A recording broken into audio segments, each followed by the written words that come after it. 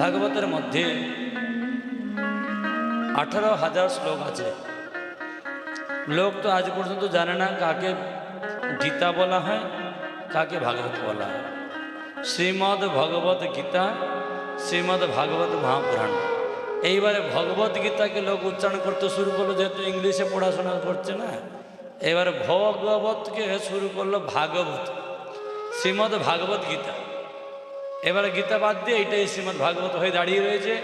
লোক মনে করে বাড়িতে একটু গীতা পাঠ করছে, মনে করছে আমি শ্রীমদ্ ভাগবতই পাঠ করছি, কেননা শ্রীমদ্ ভাগবত তারপরে গীতা আছে। শ্রীমদ্ ভগবত গীতা এটা মহাভারতের একটি অংশ। মহাভারতের মধ্যে 1 লক্ষ শ্লোক আছে। শ্লোক মানে এক একটা মন্ত্রকে শ্লোক বলা হয়। যেমন গুরু ব্রহ্মা, গুরু বিষ্ণু, গুরুদেব মহেশ্বর, গুরু সাক্ষাৎ পরম ব্রহ্ম তস্মৈ শ্রী গুরবে নমঃ। এটা একটা শ্লোক হলো।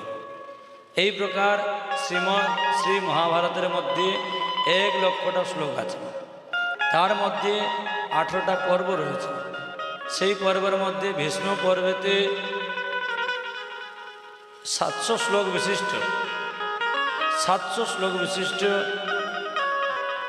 আমরা জানি যে ভগবত গীতা 700 শ্লোক শ্রীকৃষ্ণ অর্জুন সংবাদ না, 700 শ্লোক থেকে 50টা শ্লোক বাদ দিয়ে দিন।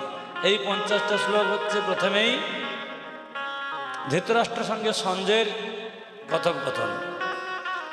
প্রকৃতপক্ষে গীতা মূল তো বলেছেন ভগবান শ্রীকৃষ্ণ অর্জুনকে, সেটা ধৃতরাষ্ট্রকে সঞ্জয় বলেছেন। এই কথাটা পিতামহ ভীষ্মর কাছে বর্ণনা করছে। এটাকে বলা হয় ভীষ্ম পর্ব। সেই ভীষ্ম পর্বে 1 লক্ষ শ্লোকের মধ্যে থেকে 700 শ্লোকটাকে আলাদা করে দেওয়া হয়েছে। যেমন ভরত আর দুষ্মন্ত আর শকুন্তলা থেকে ভরত জন্মগ্রহণ করেছে, শকুন্তলা নাটক পর্যন্ত আছে, তাই না?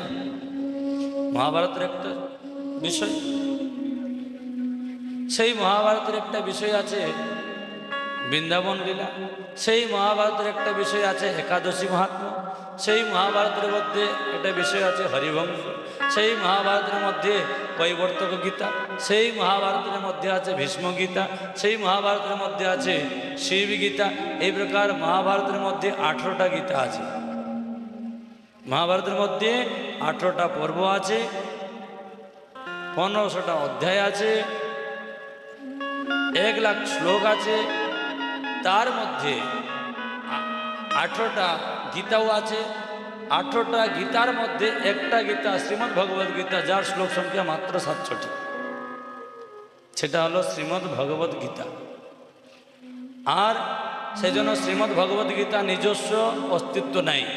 যেমন হাতের আঙ্গুল নিজে ইচ্ছায় হাঁটতে পারবে না, নিজের ইচ্ছায় খেতে পারবে না, নিজের ইচ্ছায় চলতে পারবে না। কেন না? একটা আরেকটা শরীরের অঙ্গ। সেই আঙ্গুল যদি বলে না আমি হাত নিয়ে নেব, হাতের নিজস্ব কোনো ক্ষমতা নাই, নিজে চলতে পারবে না। কি হাত শরীরের একটা অংশ। শরীর থাকবে তবে হাত, শরীর নাই তো হাতের কোনো কাজ নাই। যদি বলে চোখ শরীরের একটা অঙ্গ। চোখ নিজের মতন হাঁটতে পারবে না, নিজের মতন খেতে পারবে না, নিজের মতন থাকতে পারবে না। শ্রীমদ্ ভগবত গীতা ঠিক এই প্রকার, ওর নিজস্ব কোনো নাই। তার আগে পিছনে সব পড়তে হবে। এই জন্য মানুষ গীতা পড়ে আজ পর্যন্ত বুঝতে পারে না। কেন না? মহাভারতের প্রথম থেকে সে পড়ে আসে না, যার ফলে গীতার মাঝখান থেকে পড়া হয় বলে গীতা বুঝতে পারবেন না আপনারা। তার আগে কয়েক হাজার শ্লোক আছে, তারপরে কয়েক হাজার শ্লোক আছে। এসব আগে পিছেগুলো না জানলে মাঝখানটা আপনি কি বুঝবেন? এই জন্য শ্রীমদ্ ভগবত গীতা পড়ে আপনি সব বুঝতে পারবেন না।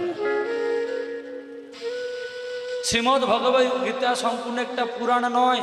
শ্রীমদ্ ভগবত গীতা একটা আলাদা করে গ্রন্থ নয়, একটা গ্রন্থের অংশ। একটা গ্রন্থটাকে সব কিছু পড়তে পারবে না বলে আলাদা পাঠ করে লেখা হয়েছে। যদি গীতা নাও পড়েন, মহাভারত পড়লে আপনি গীতা বুঝতে পারবেন, তার মধ্যেই গীতা রয়েছে। কিন্তু শ্রীমদ্ ভাগবত মহাপুরাণ হচ্ছে 18,000 শ্লোক সম্পন্ন। স্বয়ং একটা পুরাণ। এর মধ্যে 335টি অধ্যায় রয়েছে, 12টি স্কন্ধ আছে, 7টা সংবাদ রয়েছে। এ জগৎকে মুক্তি প্রদান করতে পারে। নিগম কল্পতরুগলিতম ফলম। বেদরূপী কল্পবৃক্ষের বেদরূপী কল্পবৃক্ষের সুপক্ষ ফলস্বরূপ এই শ্রীমদ্ ভাগবত মহাপুরাণ। এই প্রকার যখন ভাগবত কথা বর্ণন হচ্ছে, এর মধ্যে যেমন ভগবান শ্রীকৃষ্ণ, মহাভারতের মধ্যে ভগবান শ্রীকৃষ্ণ অর্জুনকে গীতা উপদেশ দিয়েছেন, তার মধ্যে বিভিন্ন জ্ঞান, বিভিন্ন যোগ আর বিভিন্ন কর্মকাণ্ড ভগবান শিক্ষা দিয়েছেন। শ্রীমদ্ ভাগবতের মধ্যে ভগবান শ্রীকৃষ্ণ উদ্ধব মহারাজকে ঠিক তেমনই বিভূতি যোগ, কর্মযোগ, বিজ্ঞান যোগ, ভক্তিযোগ, সমস্ত যোগের কথা শ্রীমদ্ ভাগবতের মধ্যে আপনি পাবেন শ্রীকৃষ্ণ উদ্ধব সংবাদে। অর্জুন যেমন ভগবান শ্রীকৃষ্ণ অনুরাগী ভক্ত ছিলেন, উদ্ধব যেমন ভগবান শ্রীকৃষ্ণ অনুরাগী ভক্ত ছিলেন, ভগবান উদ্ধবকেও জ্ঞান শিক্ষা দিয়েছেন।